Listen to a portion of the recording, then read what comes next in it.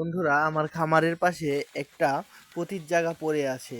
এখানে আছে পরিষ্কার করে আমি লাল শাক বপন করব। তো লাল শাক রোপণের জন্যই প্রথমে আমি জায়গাটি ভালো করে পরিষ্কার করে নিচ্ছি। লাল শাক চাষ একটি লাভজনক ও পুষ্টিকর উদ্যোগ। অল্প জায়গায় ও স্বল্প সময়ে ভালো ফলন পাওয়া যায়, তাই লাল শাক রোপণ করব। তোমরা আমাদের সাথেই থাকবে। কৃষি কাজ করতে আমার ভালোই লাগে। লাল শাক চাষের জন্য প্রথমে আমি জমিগুলো কুপিয়ে নিচ্ছি। আমার এখানে ট্রাক্টর আসে না বিধায় কোপাতে অনেক কষ্ট হচ্ছে। আপনারা চাইলে হাল চাষ করেও নিতে পারেন। আমি জমির মাটিগুলো খুব ভালো করে আলগা করে দিচ্ছি। মাটিগুলো ঝুরঝুরে না করে দিলে বীজগুলো ভালোভাবে গজাবে না। যেহেতু আমার জমিতে ট্রাক্টর আসে না, তাই আমার মাটিগুলো ঝরঝরে করতে অনেক কষ্ট হচ্ছে।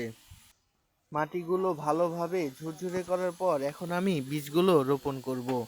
বীজ রোপণের জন্য আমি বাজার থেকে বীজ কিনে এনেছি। মাত্র 10 টাকা দিয়ে বীজগুলো আমি ক্রয় করেছি। যেহেতু আমার জায়গার পরিমাণ কম, তাই অল্প টাকার বীজেই হয়ে গিয়েছে। তো ভিউয়ার্স, আপনারা দেখেন আমি কিভাবে বীজগুলো রোপণ করি। আমি আমার ভূমির চারদিকে ভালো করে বীজগুলো রোপণ করছি। এখন আমি বীজগুলো ভালোভাবে ঢেকে দিব। এতে আমি আশা করি 3 থেকে 4 দিনের মধ্যে বীজগুলো গজিয়ে যাবে।